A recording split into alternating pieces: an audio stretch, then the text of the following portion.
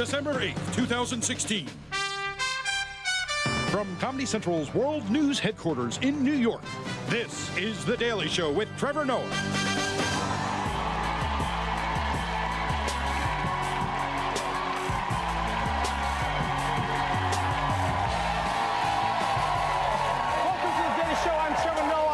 So much for tuning in. We have two guests tonight. The first, conservative presidential candidate and former CIA operative Evan McMullin is joining us. Then another one. DJ Khaled is here, everybody. Major Key in the house. But let's get straight into it. I don't know about you, but for me, every day since Donald Trump won has been an emotional roller coaster. You know, every day it ranges from to And what makes it worse than a roller coaster is the fact that this ride is going to be 4 years long. And the scariest thing is we're still just waiting in the line. The ride hasn't even started yet.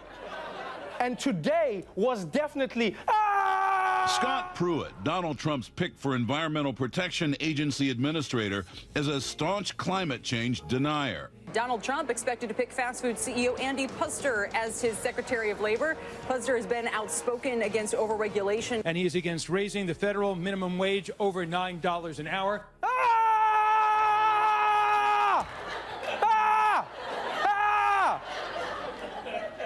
You know, sometimes I think Trump is trolling us, people.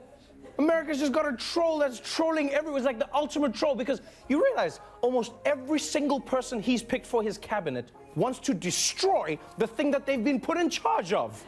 The head of the Environmental Protection Agency doesn't believe the environment should be protected. His Secretary of Labor is opposed to workers' rights. And for National Security Advisor, a job that is all about assessing intelligence, for that job, Trump chose a man who has repeatedly fallen for conspiracy theories and hoaxes. How does this happen? It's almost like before Trump hires anyone, he Googles opposite of, and then he just gets that person. They're like, it, why don't we all just live in this world? We do the same thing. Homeland Security, let's get Bin Laden in. Let's just do it. Yeah. Oh, Protector of Gotham, the Joker. Let's do it. Communications Director, Hodor. What's he saying? I don't know. Secretary of Energy, Ben Carson.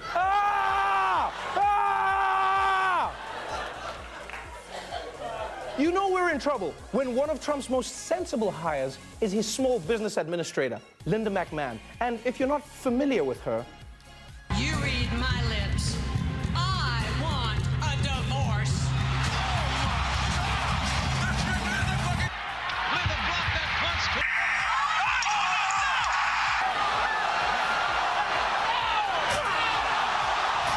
You're fired.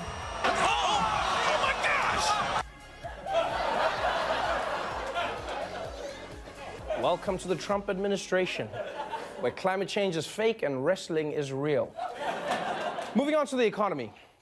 As the Obama administration is coming to a close, unemployment has plunged to a nearly 9-year low. When Obama came to office, it was at 7.8%. Now it's at 4.6%, which is really good. But you see, America's future is not about being good. It's about being great. Trump promised to keep carrier jobs in the U.S. He says Carrier is going to bring back those jobs to Indiana. He, as president, will make it happen. I'm going to call up Carrier, and I'm going to tell the head of Carrier, I hope you enjoy your stay in Mexico, folks, but every single unit that you make and send across our border, which now will be real, you're going to pay a 35% tax. And you know what Carrier's going to do? They're going to call me in 24 hours, and they're going to go, Mr. President, we're moving back into the United States. We're going to build in the United States. That's what's going to happen, 100% sure. Man, say what you want about Trump, but he really kicks ass in imaginary negotiations against himself. Then Carrier's gonna say they're sorry, and everyone will chant my name. Then Rosie O'Donnell will be like, Donald rules, and I drool. Then the failing New York Times will print a headline that says, air conditioner factory stays, Trump keeps his cool. And it'll be a great pun, and everyone will laugh at the pun, and they'll say, great pun, Donald, because they'll know it was really my pun. And by the way, it's easy to see why Trump wants more air conditioning in America. Look at his face there. He was sweating so much, he looks like he's doing an impression of Fat Bastard. Like, what is he doing? Get in my country! But, and this is crazy, once Trump won the election, he actually did it. He got on the phone, negotiated with Carrier, and he made his first deal. The air conditioning giant tweeted last night, quote, "We are pleased to have reached a deal with President-elect Trump and VP-elect Pence to keep close to 1,000 jobs in Indy." The deal is extremely popular. 60% of registered voters saying it gave them a more favorable view of Trump. Wow, yes. After Trump's deal, some people see him in a better light. He saved 1,000 people's jobs and he grabbed 0 pussies? Wow. Maybe we should give this guy a chance. But before you give him a chance, you may want to examine the Carrier deal a little closer. Because, like Donald Trump's hair, there's something that's just a little off. Numerically, there are some issues here. Donald Trump, during his speech, said that there were about 1,100 jobs saved. It turns out it's probably more like 800 jobs that were saved. 300 that he were referring to were actually never going to move in the first place. It's not a sustainable strategy to save 800 or 1,000 jobs at a time. The deal gives the heating and air conditioning company $7 million in state tax breaks over 10 years. What Trump is doing is setting a very dangerous precedent. My guess is today there's some corporation who may not have thought 1 second about leaving America. Now they're going to announce, hey, we're going to Mexico, we're going to China. Hey, Mr. Trump, what you going to do for us? Bernie! Bernie! We should have listened to you, Bernie! You know, every time Democrats see Bernie Sanders, they're like, damn, I wonder what could have been. But he's right. It's not sustainable for the government to pay companies to keep uncompetitive jobs in the country. But now that other companies have read Carrier's blackmail script, they could also threaten to leave and wait for those sweet, sweet tax breaks to roll in. It's like that children's book. If you give a mouse a cookie, he's going to want to you in the ass. You guys have the same book, right? It's the same book. And by the way, I love how Donald Trump made it like, I told Carrier what to do, and they did it. No, that's not what happened. They threatened something. Trump paid them the money, and they still sent hundreds of jobs to Mexico. Like, Trump would be the worst hostage negotiator in the world. He would just be like, come out with your hands up. Free all the hostages. No?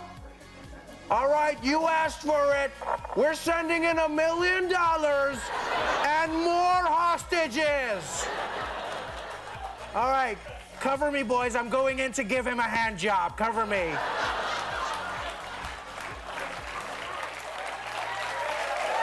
Worst negotiator ever. Well, there's another aspect of this deal, but it has good news and bad news. The good news is Carrier has agreed to invest more money into their factory. The bad news is it's gonna be like Westworld. Updating the plant will result in more automation and an important consequence. We're going to make a $16 million investment in that factory. That sounds good, except they're doing it to automate the manufacturing process, which will shed jobs. As bad as this deal is, what makes this so good for Donald Trump is that it gives the illusion that he's done something meaningful. That's what Trump is all about. It's the show. Because all the headlines say is, Trump saves 1,000 jobs. Which, don't get me wrong, I acknowledge is something for every single person whose job was saved. I don't deny that. But at the scale the president is supposed to work on, that's barely a drop in the bucket. It's all about the 1,000 jobs. What about everyone's jobs? You've got to create jobs as well. This is basically a classic con man move. You know, a con man makes you focus on what you think you can get and distracts you from everything that you stand to lose.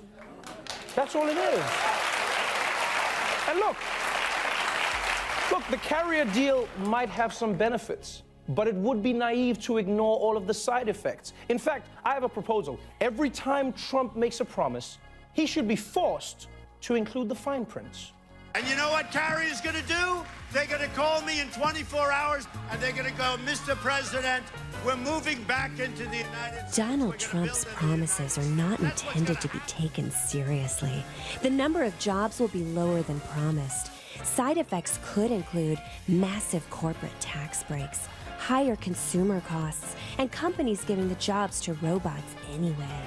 Ask your doctor if your economy is healthy enough for Trump. He'll probably say no, but him, make America great again. Sounds good to me. We'll be right back.